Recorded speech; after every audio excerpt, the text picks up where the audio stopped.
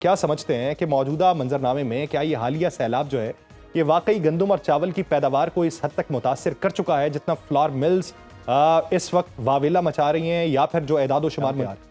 बिस्मिल्लाहिर्रहमानिर्रहीम। देखें, सैलाब तो अभी आया है और अब अभी फौरी तौर पे तो उसके जो असरात हैं वो नज़र नहीं आएंगे, क्योंकि अभी तो ये वैसे ही ववेला मचाया जा रहा है कि जी गंदम और चावल की प्राइजेस मिल मालकान की मिली भगत से ये जो है ना आगे प्राइजेस बढ़ाई जा रही हैं। इसका जो इसके साइड इफ़ेक्ट्स हैं वो आफ्टर 1 मंथ 2 मंथ के बाद आना शुरू होएंगे।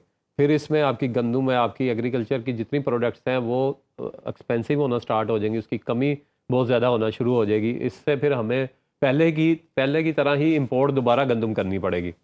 हमारी जो एक्सपोर्ट्स हैं वो, अगर आप राइस की बात करें तो हमारी SIFC ने इतना अच्छा उसके ऊपर एग्रीकल्चर के ऊपर काम चल रहा था, जो हमारा स्पेशल इन्वेस्टमेंट फैसिलिटेशन काउंसिल बना, उसने इतना अच्छा काम किया। हमारी लास्ट 2024 में जो एक्सपोर्ट्स थी राइस की $3.8 बिलियन पे चली गई और 2025 में $5.8 बिलियन पे जा चुकी थी।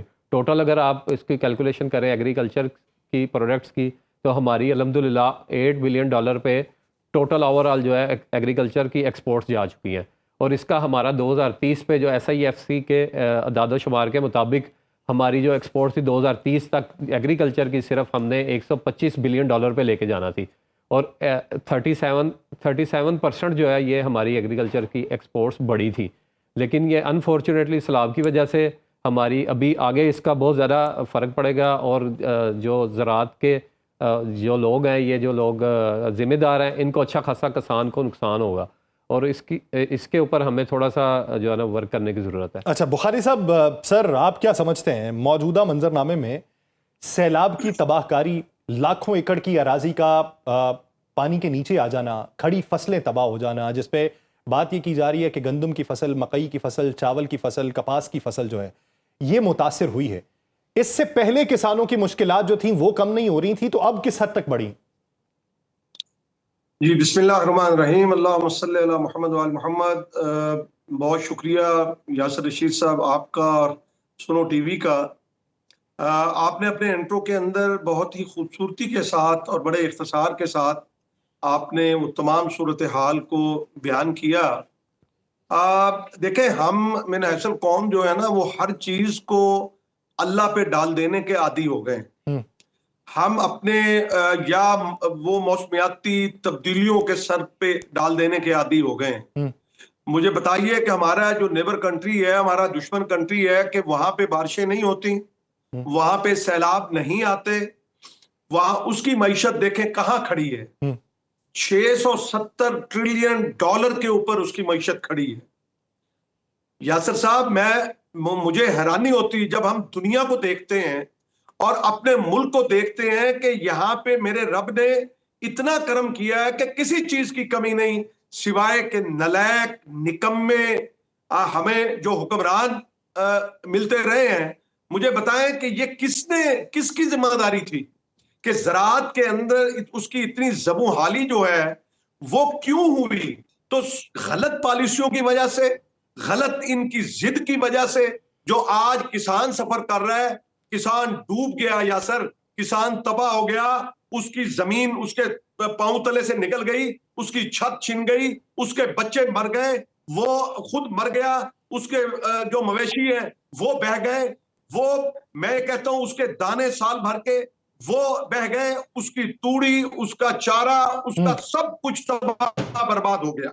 और आज जो है वो इन्होंने कहा है कि जी जरी इमरजेंसी, जो वो लफ्जों से तो कुछ भी नहीं होगा, ये ऐलान किया है। मुझे बता, और मैं आपको बताऊं कि ये 1958 में फील्ड मार्शल अयूब खान ने ये इंट्रोड्यूस कराई थी कि जब कोई डिजास्टर आएगा, कोई सैलाब आएगा, कोई जलजला आएगा या कोई होगा, तो आप जरी इमरजेंसी लगाकर उसका जो इजाला करेंगे जो उसका नुकसान हुआ है। अभी यहाँ पे हालत क्या है कि लोग खुले आसमान तले बैठे हैं, लाखों की तादाद के अंदर बैठे हैं, और हमारे इदारों के अंदर इतनी कैपेबिलिटी नहीं है, इतनी उनके अंदर सकत नहीं है।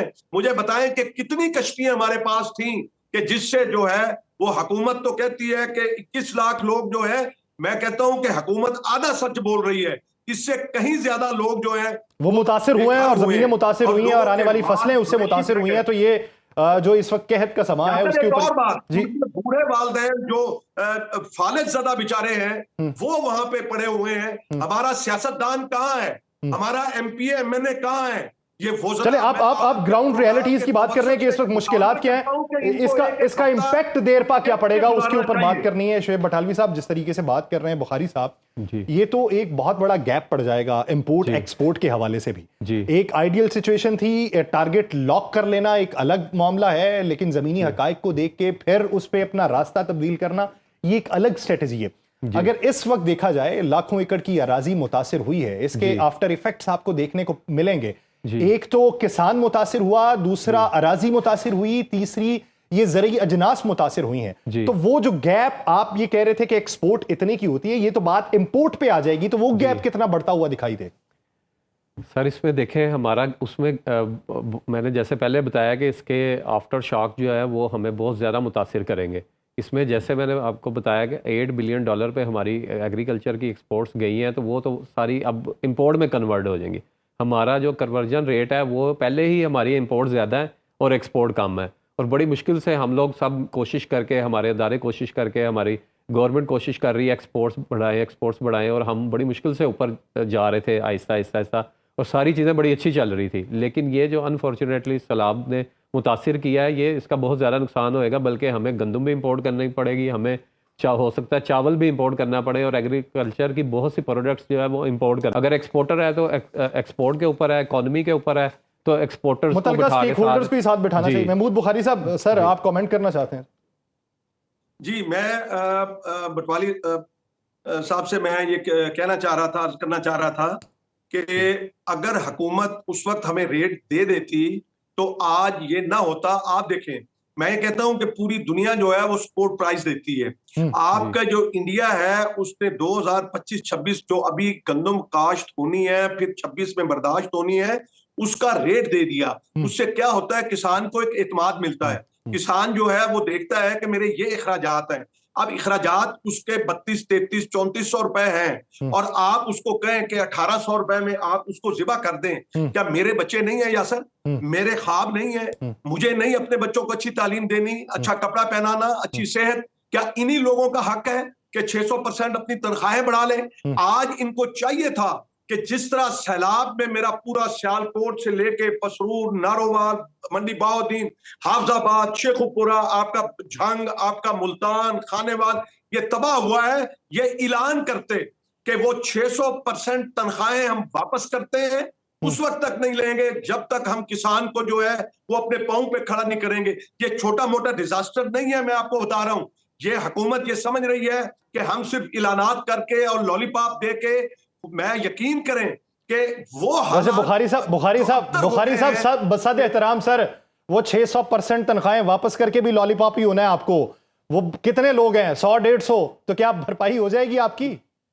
नहीं असर नहीं, मैं कहता हूं कि बाकी चीजों में कट लगाएं। ये जितने अपने जो इन्होंने एडीपी बनाई हुई है उसमें कट लगाएं। ये इस वक्त अपने खजाने का मुंह खोल दें। किसानों के जो नुकसानात हुए हैं, उनके ट्यूबवेल ड्रैबुर्स हुए हैं, उनकी मशीनरी, ट्रैक्टर वो अंदर धंस गए।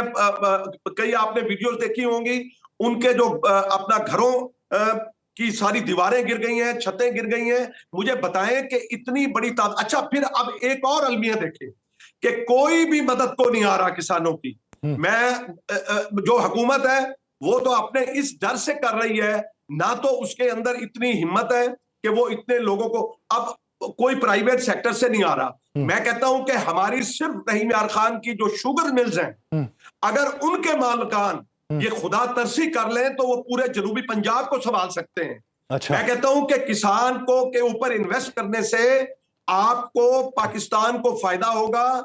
आपकी जितनी फसलें हैं वो दोबारा से जो है वो खड़ी हो जाएंगी। आपकी मईशत, आपको पिछले साल में याद करा दूं कि वाहिद ज़राअत का शोबा था जिसमें ग्रोथ हुई 6.5, और अब जो है वो 0 से अब तो माइनस पे चली गई।